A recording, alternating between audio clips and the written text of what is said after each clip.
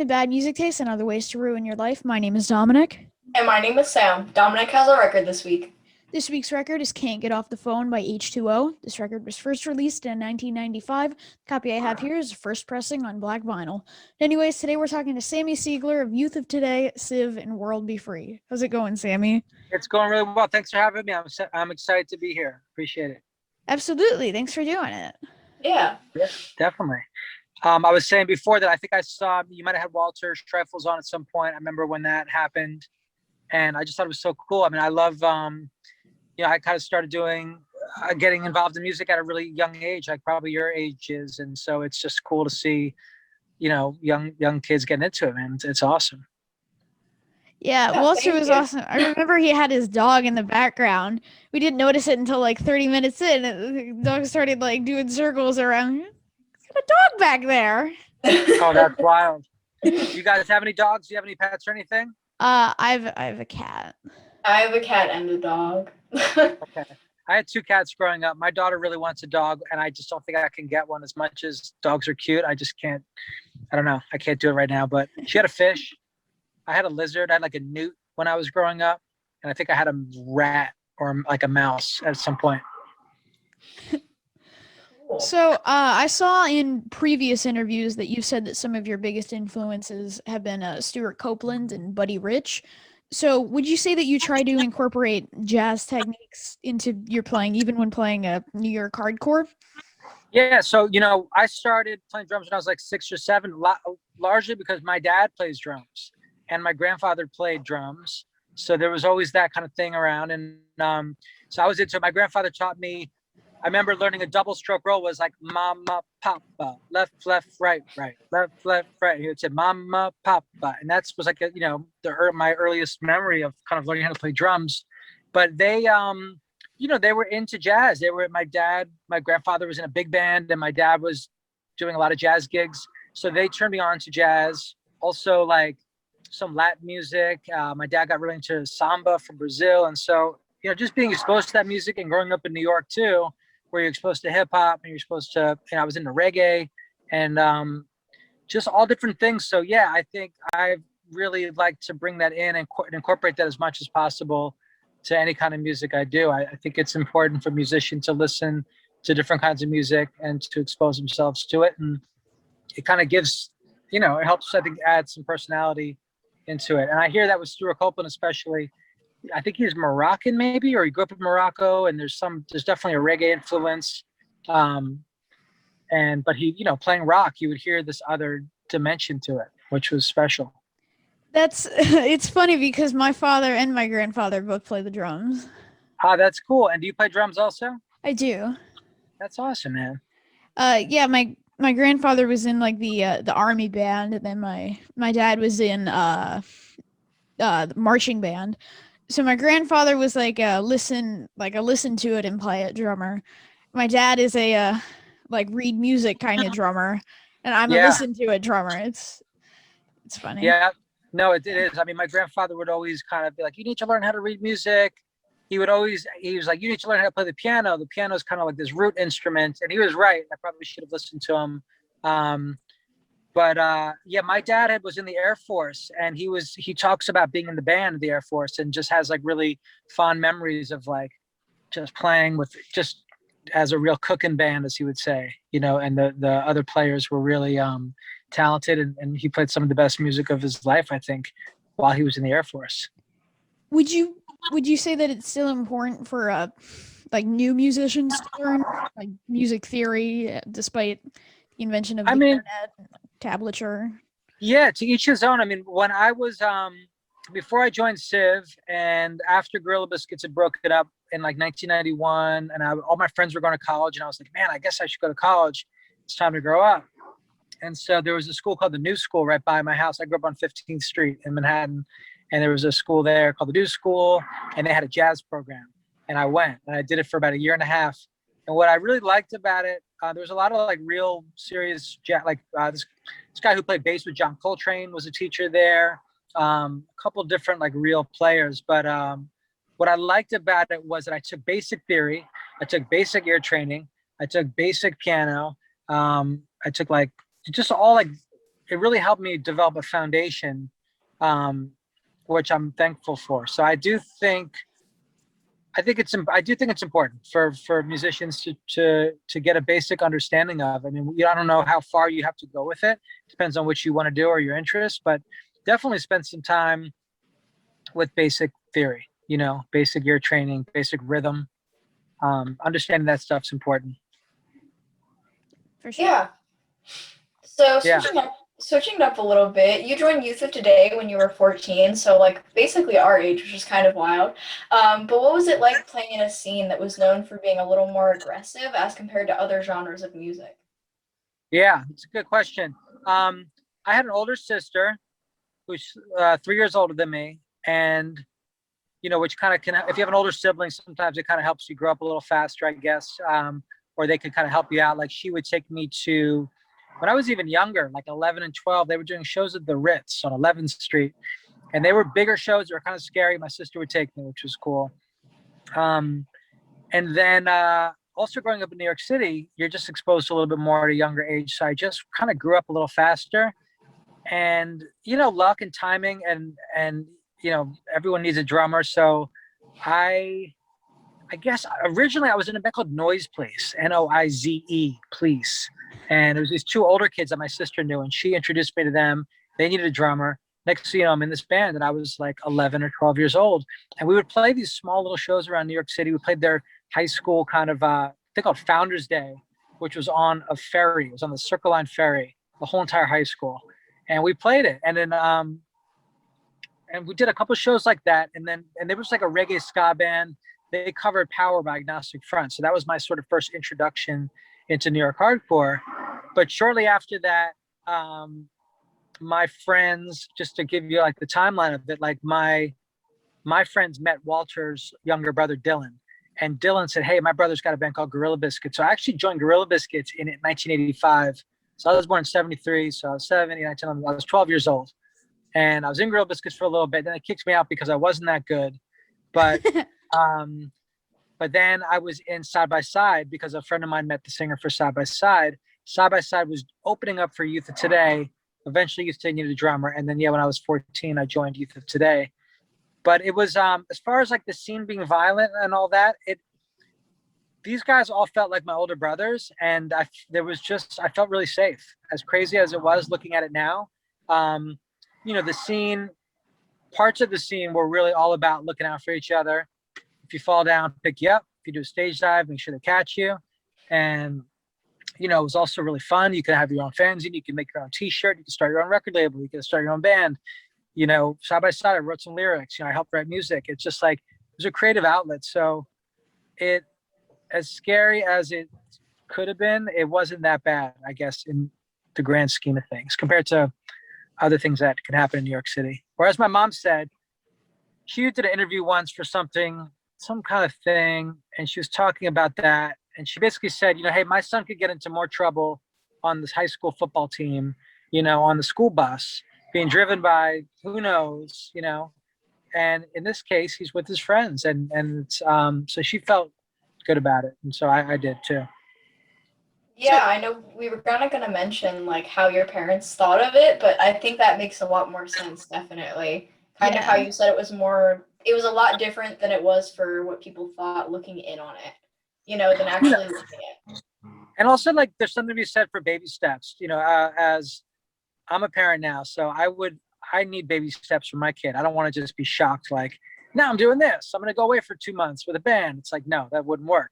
But if it gradually happens over a couple of years, then I could kind of get used to it. So with, looking back at that between age 11 and age, 16, 17, it was baby steps. So we'd play CBGBs and my mom would come. We'd play, the Pyramid Club and my dad would come. And then we would go, I remember actually with Side by Side going away on a weekend road trip. It was like my first weekend road trip. And I think my mom gave me $100. And she said, if anything happens, get on a bus, come home right away. And call me when you get there. And I was like, yes, mom. And I did. And that was like the first one. And then the next one was a little bit easier. The next one was a little bit easier. And again, because I had an older sister, I think she was both my mom and dad were a little more strict with her. And I was able to kind of get a little more leeway.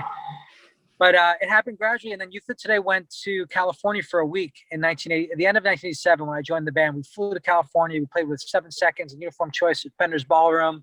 We went up the coast, we played Gilman Street. And that was like a week long. And that was a big deal. And then that summer was 88. And we went on a tour around the country. And so that was the next big deal. And then shortly after that, in 89, we went to Europe for 2 months. And that was another big deal. So like, it was these kind of gradual steps that made me feel comfortable, made my parents feel comfortable. Yeah, I mean, both my parents listened to punk rock, and like that's how I got into it, from like listening to it in the car. So yeah. What are some of your favorite bands, or what are some of the bands that kind of initially, like going way back, like I was into Kiss, but then I remember just getting into the Clash and the Sex Pistols and Devo and Blondie. Devo kind of seemed punk to me in a way. But what were some of the bands that got you guys into it? For me, I remember listening to like the Descendants, the Bouncing Souls in the car, Agnostic Front, Gorilla Biscuits was like the biggest one. Yeah. This band called Self, that was so just like the essential ones. No, that's great. I mean, Descendants have great, songs. A lot of those bands have great songs that are just timeless and can cut across any genre. They're just, I mean, the Bad Brains just maybe a little more abrasive at times, but yeah, those are great. It's cool. And it's interesting what draws you in. I mean, as a kid, I mean, I kind of got into punk before I got into hardcore. So I was into like the Toy Dolls, just because the album cover was so kind of funny. And they had these funny songs about spiders and like Doc Martens and stuff. And, or GBH even, or the Exploited, just like the artwork of it and the Mohawk thing. And like, that's kind of what I think enticed me. Probably coming off of Kiss too. Like it sort of was a segue, like Kiss wore crazy stuff and Exploited, and elements of punk too. But yeah, hardcore is great, special. Yeah. And I would say that Don Fury and his studio, I'd say that they produced some of the best hardcore records. So where do you think New York hardcore would be without it, that Don Fury studio, and without it being so close to CBGB's? That's a great question. Yeah, Don is amazing. I mean, Vinny Stigma lived like for years around the corner from Don. And Don, he was doing stuff a little bit before I was around too. Like he was in a band with Dee Schneider from Twisted Sister originally. And so he was a rocker, he played guitar. But yeah, then he had that studio and he recorded like, Agnostic Front, United Blood. But I think the first time I went down there was with Side by Side. We recorded the song called Violence to Fade, which was on the Revelation Together 7-inch. And he just made you feel comfortable, and it was very doable. It was affordable, and you could go there. I mean, for some of the guys coming in from Queens and stuff, it was maybe a bigger trip. But for me, it was like in the city, and I was able to like walk there from my house, and then you go down to this basement. It just felt really exciting. And he taught me how to do it. I mean, how to record music, and he would talk to me about music. And, and again, with Baby Steps too, it's like, I did that first song, just the one song with Don Fury. Wow. It's amazing. Side by Side went back and did the whole 7-inch, I think like in a day, and, for a couple $100. But, a few years later, we did the whole first Civ record there, and he grew when we grew, and he went on to make some bigger records. And, so I don't know, without him, it would, there would have been a big void. He made a lot of great records, and just made everybody feel comfortable, and kind of cut across all like the little subgenres too. Like he was able just to work with everyone, and kind of, just have a real diverse kind of output of music, which is cool. He's a great dude. I'm still in touch with him. He's awesome. Have you ever chatted with him? No. You guys should have him on the show. He's really cool. He lives up in Troy, New York, upstate New York now. He's got a studio. It's pretty cool. You guys ever see Return of the Jedi? Yeah. Do you know Jabba the Hutt? And there's like that green lady that's kind of like, next to Jabba. One time I was at Don Fury's, and his studio was in the basement, but the bathroom was upstairs. And I was like, Don, I have to go use the bathroom. I went upstairs, and I went into his apartment, which was where the bathroom was. And in his room was that lady. who played the Green Lady in Return of the Jedi, and they were Oh my boyfriend gosh. girlfriend. Yeah, pretty cool, right? That's just like just weird, just random. Walk up Totally. there. Right. And You know, New York City in particular, I think just is weird and random like that. You know, you have weird things happen. I used to make coffees at a fancy place called Dean and DeLuca on Broadway and Prince Street, and all these different actors. Lenny Kravitz would come in, and this guy from this movie 48 Hours. Oh, just different people. It was always interesting. yeah, I remember when the MCA Park was open, Yeah. was opening. We were like this close to going. We were like, Yeah. no, it's just a park. And then Ad Rock and Mike D were there for the opening. Totally. Been there. Yeah, I mean, New York is weird like that. I mean, it's, you know, talking about those dudes, I kind of knew Ricky Powell just from growing up downtown. And one day he said, "Hey, do you want to come play basketball at this gym?" And I said, with me and some friends. I was like, "Sure." And I went, and MCA and Ad Rock were there playing. And it was actually a game that they had organized for some friends.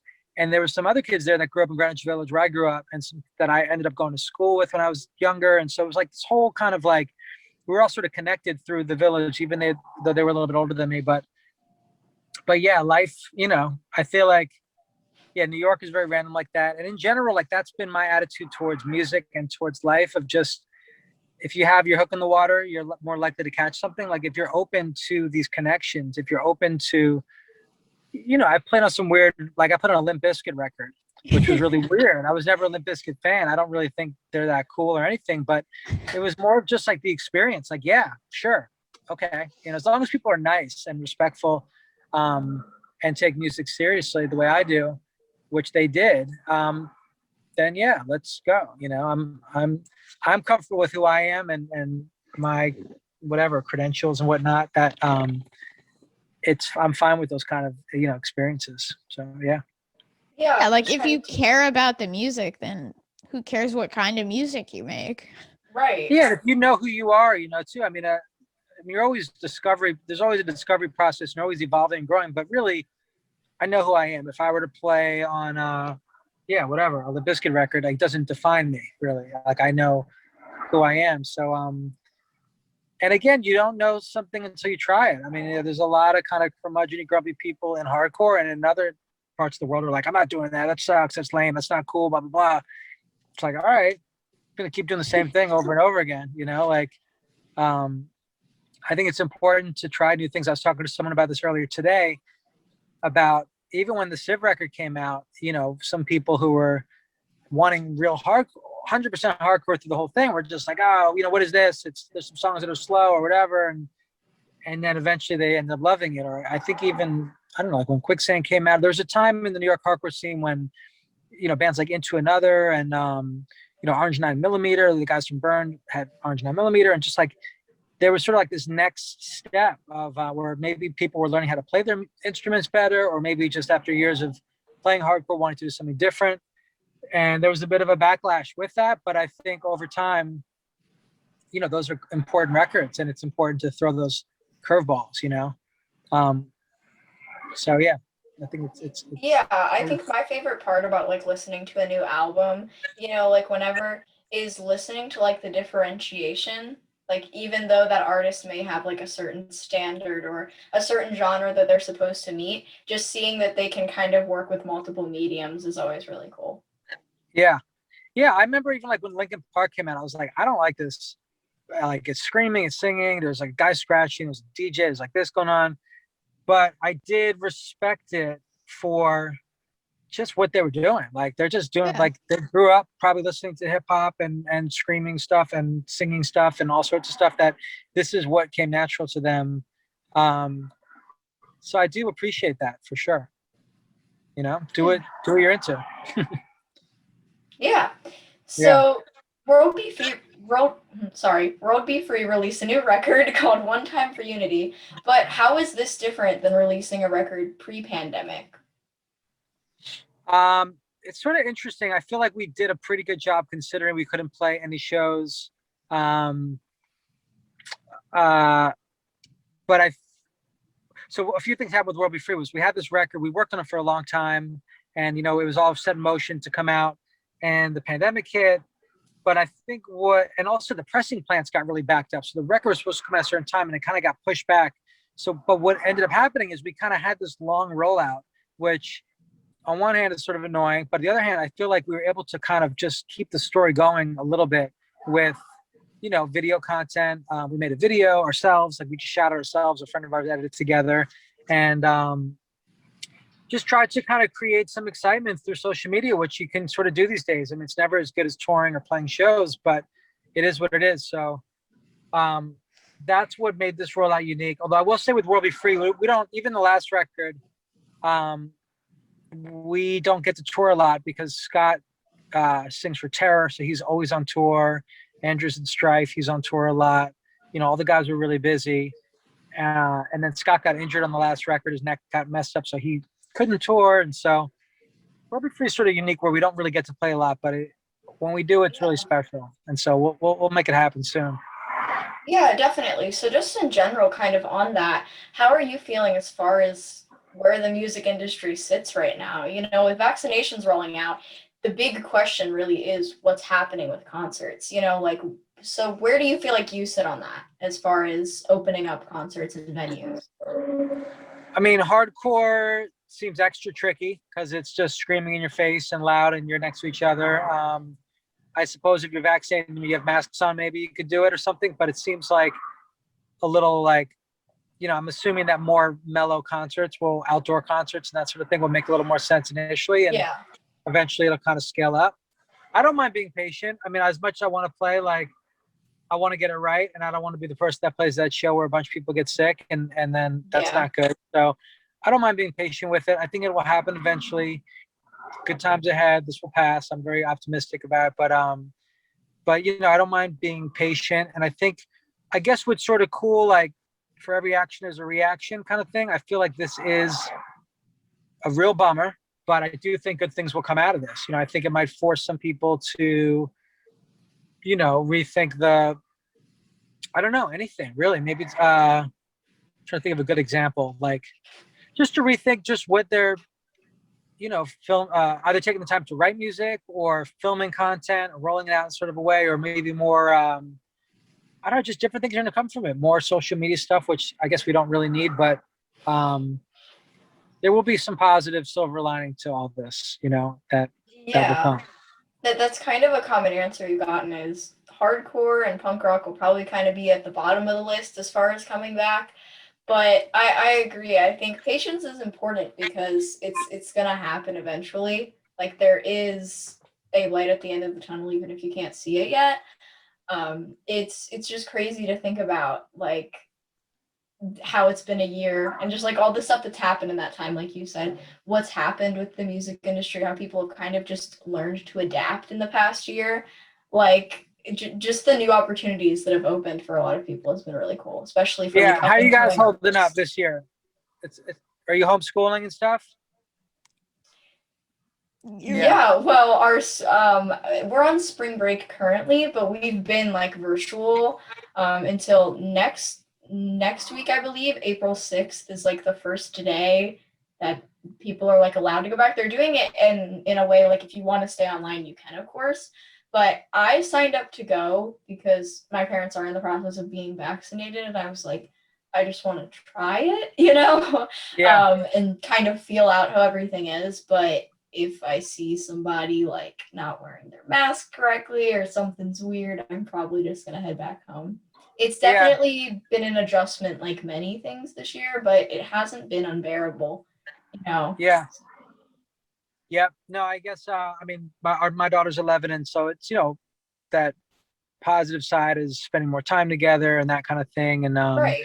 You hear certain kids are doing actually better online. I think everyone's reacting to it differently. And again, like I think there'll be some bad things. There'll be some good things that will come from this. And it might, inspire someone to write more or to focus more on an instrument or to write a movie or make a movie or do, number of things, but yeah, crazy times, brighter days ahead.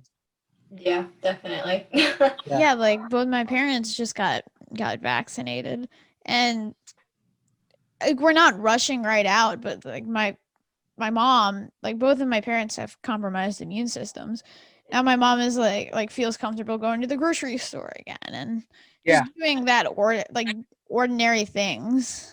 Yeah. Yeah, I mean, if we really want to tie it back around, as you were talking about with music, like it's baby steps. We're getting there, you know? Yeah. We're Yeah. finding a way to make it work again. As far as I mean, I've been playing a lot of guitar actually and a lot of bass, and I wrote. I've never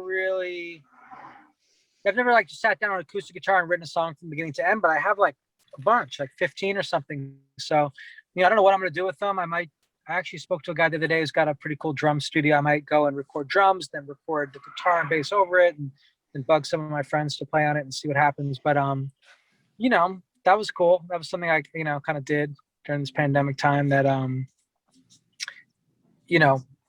yeah, everyone's got to make the use of their time however they can and try and be productive.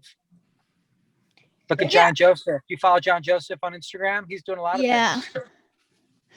But like the first show of the year, I just got tickets for my first show of the year. Which is what? H2O in New York. That's awesome, man. Yeah, and it's with like Field Day.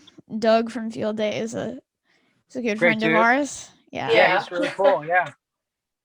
So, yeah, definitely. I mean, I manage a couple bands now, and we're having conversations about booking. They're talking about like August, September doing shows, which is pretty cool. And some of my bands, I think Youth Today is supposed to go to Japan in September, and we're talking about some other shows maybe the end of the year if we can make that happen. So have those conversations. Yeah, and yeah, like both my parents are vaccinated. There's supposed to be a kids vaccine by the fall. So yeah. I have a good feeling about that show. That one's gonna be fun. Yeah, right on, man. Definitely. Yeah, things are definitely possible, and I think that's been a lot better for everyone. Yeah, I was saying to my parents, I was like, there are two bands that I really want to see after the pandemic, H2O and Field Day, and then they announced they're together. So that's awesome. Did you guys ever listen to any of the earlier like Dag Nasty stuff by any chance? That first record in particular is amazing. Oh yeah.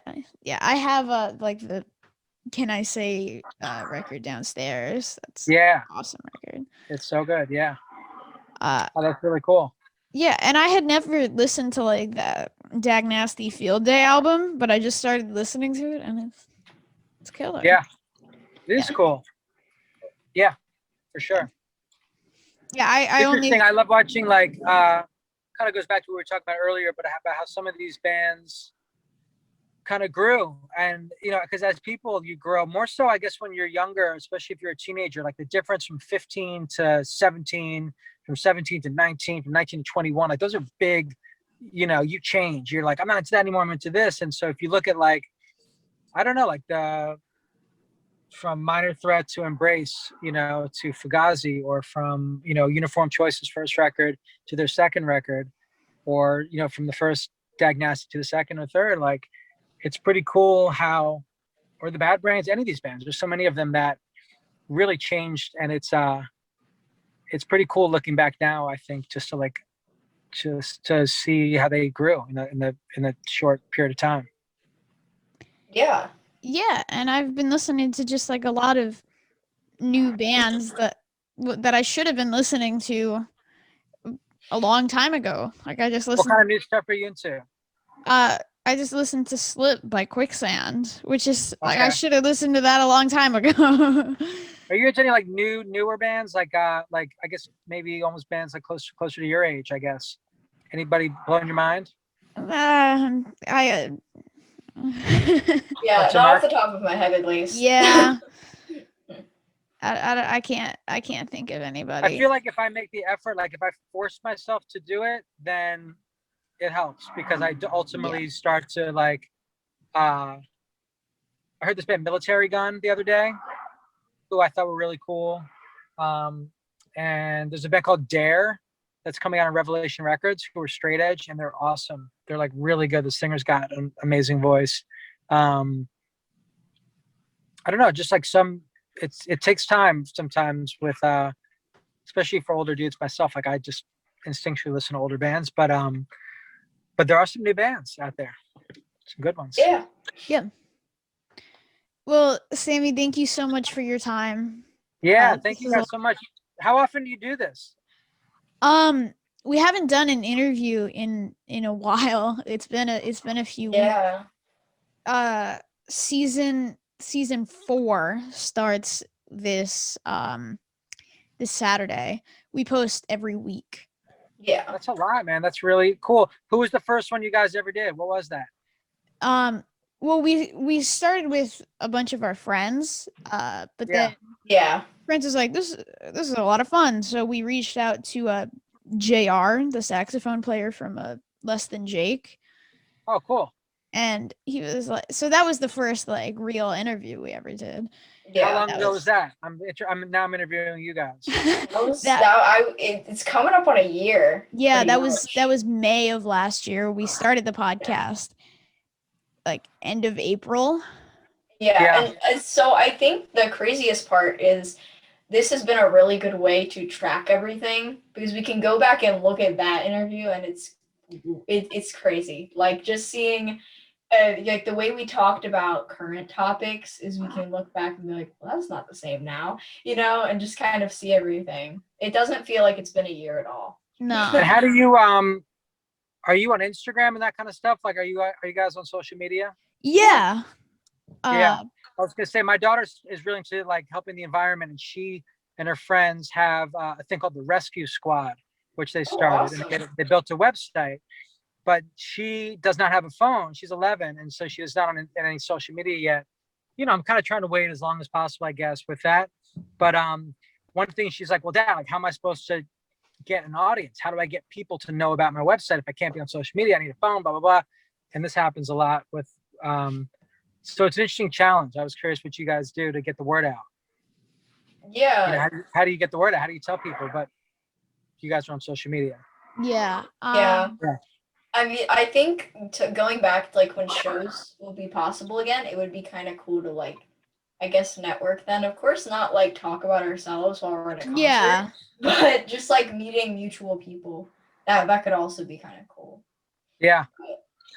Well, cool. I appreciate you guys having me, and let me know when this is coming out, and I'll help spread the word. Absolutely. Thank you so much. Awesome. Have a good one. You too. Bye. See you guys at the show later.